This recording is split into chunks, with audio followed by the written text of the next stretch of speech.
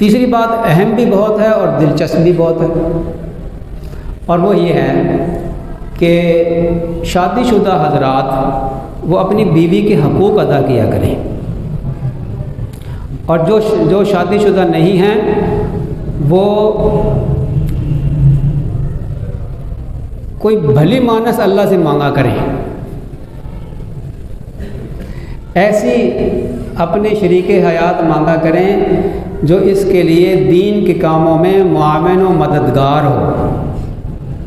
اگر وہ دین کے کام میں معاون و مددگار نہیں ہوگی تو اس کی اولاد کی تربیت صحیح نہیں ہوگی۔ یہ بات نوٹ کر لیں، پوری زندگی کا مسئلہ ہے۔ جو شادی شدہ حضرات ہیں وہ بیوی کے حقوق ادا کیا کریں، حقوق سے بڑھ کر احسان کیا کریں۔ اللہ تعالیٰ شانہ نے وعاشرہن بالمعروف فرمایا کہ معروف طریقے پہ اچھے انداز سے عورتوں کے ساتھ رہا کرو، بوجھ نہ ڈالا کریں اپنی بیویوں پہ۔ اور وہ ہے نا ایک روایت میں کہ پڑوسی کا حق یہ نہیں ہے کہ تو اس کو تکلیف نہ پہنچائے، بلکہ پڑوسی کا حق یہ ہے کہ اس کی پہنچائی ہوئی تکلیف کو برداشت کرے، اس پر صبر کرے۔ تو اسی پر آپ قیاس کر لیں کہ بیوی کا حق یہ نہیں ہے کہ آپ اس کو تکلیف نہ پہنچائیں، بلکہ بیوی کا حق یہ ہے کہ اس کی پہنچائی ہوئی تکلیف کو برداشت کریں۔ یہ مشکل کام ہے، بڑا مشکل کام ہے۔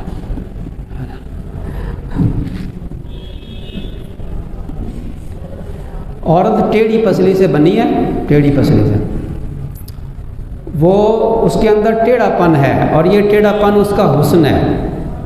اللہ تعالیٰ نے اس کو مرد کا تابع بنایا ہے اور اس کے اندر یہ ٹیڑھا پن رکھا ہے۔ یہ ٹیڑھا پن جو ہے یہ ختم نہیں ہوا کرتا، لیکن یہ ٹیڑھی پسلی کوئی اپنی سیدھی کر کے دکھائے، کوئی کہتا ہے نا میں اپنی بیوی کو سیدھا کر دوں گا، کر کے تو دکھا، تو پہلے اپنی ٹیڑھی پسلی کو تو سیدھا کر کے دکھا۔ وہ لطیفہ سنایا کرتے ہیں عرفان صاحب کہ وہ چراغ رگڑا نا تو دیو حاضر ہو گیا، اس نے کہا کہ میرے آقا حکم کرو، میں حاضر ہوں۔ اس نے سوچا کہ میں کیا اس کو حکم کروں، اچانک تو آیا تھا۔ اس نے کہا کہ میں ایسا کرو لاہور سے کراچی تک نا ایک سڑک بنا دو، کیونکہ اس نے سوچا کہ بڑا لمبا کام ہے، لگا رہے گا۔ وہ کہنے لگا کہ آقا یہ تو بہت مشکل کام ہے، بڑا لمبا کام ہے، کوئی اور کام بتائیں۔ اس نے کہا کہ اچھا، اس نے کہا تو پھر میری بیوی کو سیدھا کر دے۔ اس نے کہا آقا جلدی بتائیں، سڑک سنگل بنانی ہے یا ڈبل بنانی ہے؟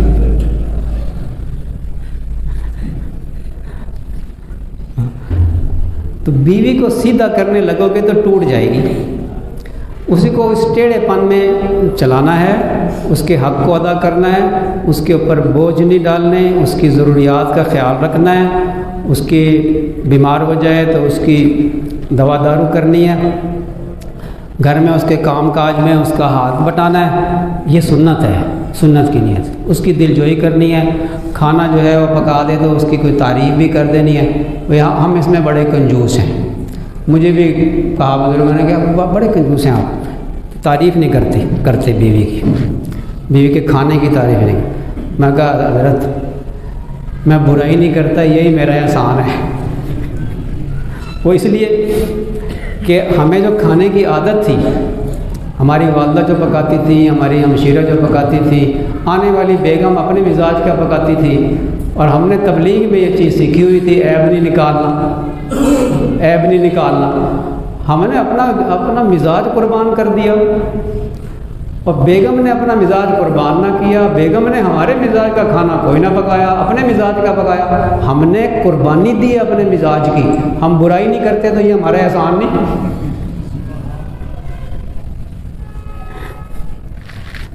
تو بیوی کی یہ تو میں اپنی نالائکی بتا رہا ہوں نا، حوصلہ افزائی کرنی چاہیے۔ کبھی کبھی جو ہے نا، کبھی مجھے یاد آ جاتا ہے کہ حوصلہ افزائی کرنی ہے تو میں تعریف کرتا ہوں۔ تو کھانا پکاتی ہے پتہ کتنی مشقت سے تکلیف سے، تو اس کی ایک جملہ اگر تعریف کا بول دیں گے آپ تو، لیکن اس تعریف کا نا ہم نے بڑے بھگتے ہیں اس کے انجام۔ وہ کیسے؟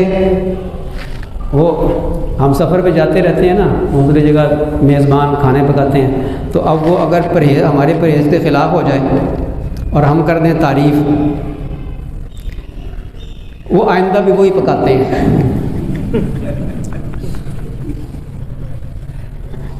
وہ حضرت بڑے بزرگوں میں سے تھے، کراچی کے غالباً، تو وہ فرماتے تھے کہ میں نے کہیں ایک کریلے کی تعریف کر دی، سالن پکا ہوا تھا، کریلے پکائے ہوئے تھے انہوں نے، تو میں نے وہ تعریف کر دی تو وہ مشہور ہو گیا سب میں کہ حضرت کو کریلے پسند ہے، حضرت کو کریلے پسند ہے۔ کہتے ہیں میں جہاں جاتا وہ کریلے پکا کے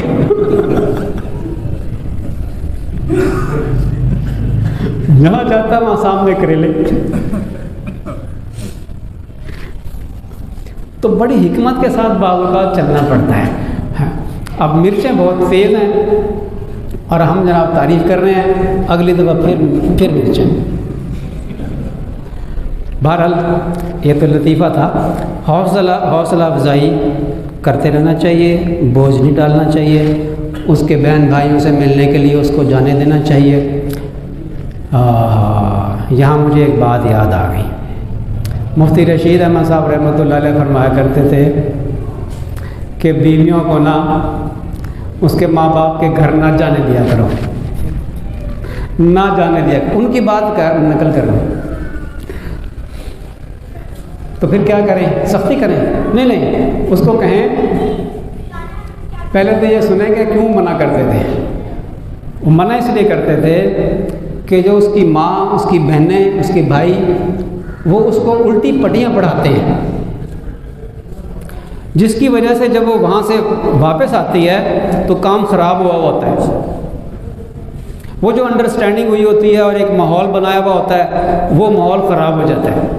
اس لیے فرماتے تھے کہ اپنی بیویوں کو نا ماں باپ کے گھر نہ جانے دیا کرو، یہ ان کے لیے جہاں وہ بگڑتی ہو، ورنہ جہاں والدین جو ہے اس کو اچھا سبق سکھاتے ہیں، اچھی تربیت کرتے ہیں، وہاں تو بھی جانے دینا چاہیے۔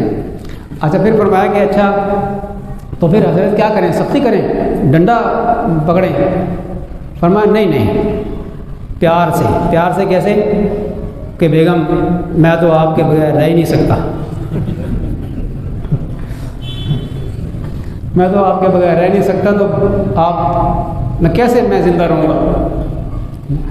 پیار محبت کی باتیں کریں گے تو وہ کہے گے اچھا ٹھیک ہے میں نہیں جاتی۔ یہ وہ کرے گی جس کو محبت ہوگی، اور یہ محبت اسی طرح پیدا ہوتی ہے، جب آپ محبت کا اظہار کریں گے تو پھر اس کے دل میں بھی محبت آئے گی۔ تو اس لیے بیوی کے حقوق کا ادا کرنا یہ اتنا اہم پوائنٹ ہے کہ آپ کی اولاد کے اوپر بھی اس کا اثر پڑے گا۔ اگر آپ کی میاں بیوی کی جھگڑے ہوتے رہے تو اولاد کی تربیت صحیح نہیں ہوگی، آپ کچھ کہیں گے وہ کچھ کہے گی، یہ اس کو سمجھا رہا ہے اور وہ اس کے خلاف بول رہی ہے، جو ہی آپ ایک نصیحت کریں گے وہ اس کے خلاف بولے گی، آپ بچوں کی تربیت نہیں کر سکیں گے، پھنس جائیں گے۔ اس لیے اپنے گھر کا ماحول صحیح کرنا، شریعت و سنت کے مطابق بنانا، یہ بہت ہی ضروری ہے۔ 3 نصیحتیں ہیں، امید ہے انشاءاللہ یاد رکھیں گے۔